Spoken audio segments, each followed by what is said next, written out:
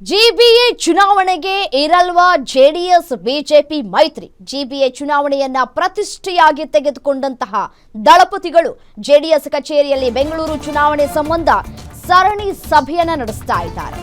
GBA election ಮೈತ್ರಿ ವಿಚಾರದಲ್ಲಿ ಮುಂದುವರೆದಂತಹ ಜೆಡಿಎಸ್ನ ಗೊಂದಲ.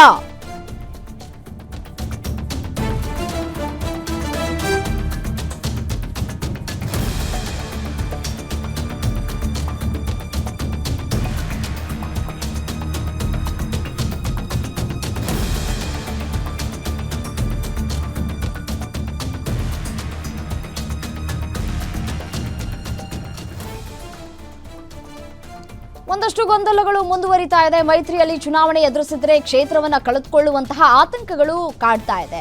50 ಗಡಿ ದಾಟಿದ್ರೆ ಜೆಡಿಎಸ್ ನಿರ್ಣಾಯಕ ಅನ್ನೋ ಲೆಕ್ಕಾಚಾರವನ್ನ ಹಾಕಲಾಗ್ತಾ ಇದೆ. ಜಿಬಿಎ ಗದ್ದುಗೆ ಹಿಡಿಯೋದಕ್ಕೆ ಇದೇ ಬೆಸ್ಟ್ ಅಂತ ಹೇಳ್ತಾ ಇದ್ದಾರೆ ದೊಡ್ಡಗೌಡರು.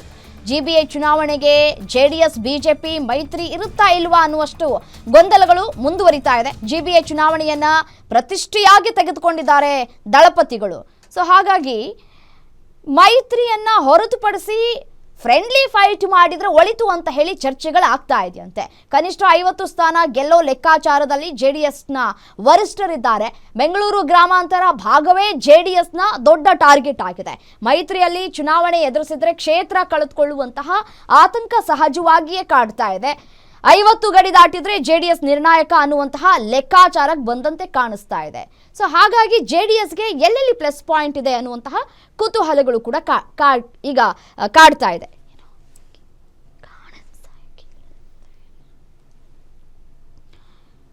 ಏನು ಇದೇ ವಿಚಾರಕ್ಕೆ ಸಂಬಂಧಪಟ್ಟಂತೆ ಮತ್ತಷ್ಟು ಡೀಟೇಲ್ಸ್ ಕೊಡ್ತಾ ಹೋಗ್ತಾರೆ Maruti Pavagada, political bureau head ದೂರವಾಣಿ ಸಂಪರ್ಕದಲ್ಲಿದ್ದಾರೆ.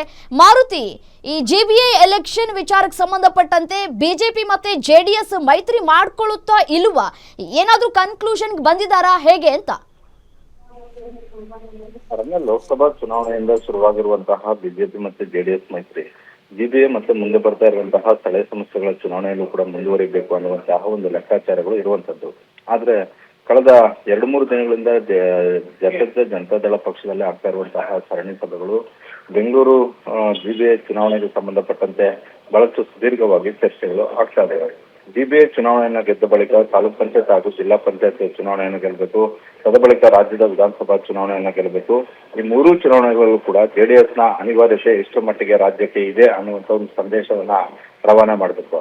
ಅದ್ರ ಜೊತೆಗೆ ರಾಷ್ಟ್ರೀಯ ಪಕ್ಷಗಳಾಗಿರುವಂತಹ ಕಾಂಗ್ರೆಸ್ ಮತ್ತೆ ಬಿಜೆಪಿ ಎರಡೂ ಪಕ್ಷಗಳು ಕೂಡ ಜೆಡಿಎಸ್ ಹೊರತುಪಡಿಸಿ ಯಾವುದೇ ಗದ್ದುಗೆಯನ್ನು ಇಡೋದಕ್ಕೆ ಆಗುದಿಲ್ಲ ಅನ್ನುವಂತ ಒಂದು ಸಂದೇಶವನ್ನ ರವಾನೆ ಮಾಡ್ಬೇಕನ್ನೋದಾದ್ರೆ ಈಗ ಮೊದಲನೇದಾಗಿ ಆಗ್ತಾ ಇರುವಂತಹ ಜಿಬಿಎ ಚುನಾವಣೆಯಲ್ಲಿ ಜೆಡಿಎಸ್ ನ ಹೆಚ್ಚು ಸ್ಥಾನಗಳನ್ನ ಗೆಲ್ಲಬೇಕು ಅನ್ನುವಂತ ಒಂದು ಲೆಕ್ಕಾಚಾರಗಳನ್ನ ಆಗ್ತಾ ಇದೆ.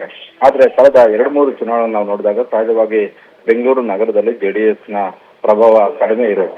ಹೀಗಾಗಿ ಈ ಬಾರಿ ಮೈತ್ರಿ ಮಾಡಿಕೊಂಡು ಚುನಾವಣೆಯನ್ನ ಇರಿಸೋಣ ಅನ್ನುವಂತ ಅಭಿಪ್ರಾಯಗಳು ಕೆಲವರು ವ್ಯಕ್ತಪಡಿಸಿದ್ರೆ, ಮತ್ತಷ್ಟು ಜನರು ಹೇಳ್ತಾ ಇರುವಂತದ್ದು, ಮತ್ತಷ್ಟು ಮುಖಂಡರುಗಳ ಅಭಿಪ್ರಾಯ ಏನಂತ ಹೇಳಿದ್ರೆ ಜಿಬಿಎ ಚುನಾವಣೆಯನ್ನ ಫ್ರೆಂಡ್ಲಿ ಫೈಟ್ ಮಾಡೋಣ, ಅಂದ್ರೆ ತ್ರಿಕೋನ ಸ್ಪರ್ಧೆ ಆಗ್ಲಿ, ಜೆಡಿಎಸ್ ಒಂದಷ್ಟು ಸ್ಥಾನಗಳನ್ನು ಗೆದ್ದಿದ್ದಾರೆ, ಸಹಜವಾಗಿ ನಮ್ಮನ್ನು ಕೂಡ ಪರಿಗಣಿಸ್ತಾರೆ ಅನ್ನುವಂತಹ ಒಂದು ಅಭಿಪ್ರಾಯಗಳನ್ನು ವ್ಯಕ್ತಪಡಿಸ್ತಾ ಇರುವಂತದ್ದು. ಅದರಲ್ಲಿ 2014ರಲ್ಲಿ ನಡೆದಂತಹ ಬಿಬಿಎಂಪಿ ಚುನಾವಣೆಯಲ್ಲಿ ಅವತ್ತು ಜಮೀರ್ ಅಹಮದ್ ಖಾನ್ ಅವರು ಜೆಡಿಎಸ್ ಅಲ್ಲಿದ್ದು ಗೆದ್ದ 17 ವಾರ್ಡ್ಗಳ ಪೈಕಿ ಅವ್ರಿಗೂ ಕೂಡ ಉಪಮೇಯರ್ ಕೊಡುವಂತ ಒಂದು ಕೆಲಸವನ್ನು ಮಾಡಿದ್ರು. ಈಗ ಬಿಜೆಪಿ ಶಾಸಕರಾದಂತಹ ಗೋಪಾಲ ಅವರ ಪತ್ನಿ ಅವತ್ತು ಜೆಡಿಎಸ್ ಇಂದ ಉಪಮೇಯರ್ ಆಗಿ ಗದ್ದುಗೆ ನಡೆದಿದ್ರು. ಅಂತದ್ದೇ ಒಂದು ಸ್ಟ್ರಾಟಜಿಯನ್ನ ಈ ಬಾರಿನೂ ಕೂಡ ಮಾಡಬೇಕು.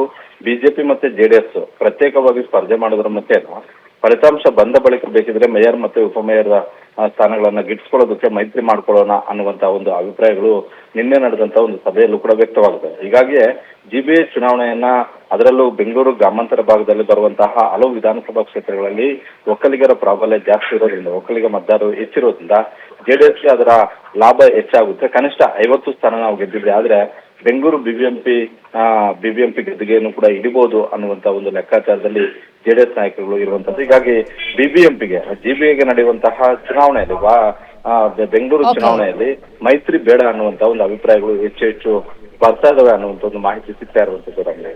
ಥ್ಯಾಂಕ್ ಯು ತಮ್ಮ ಮಾಹಿತಿಗೆ.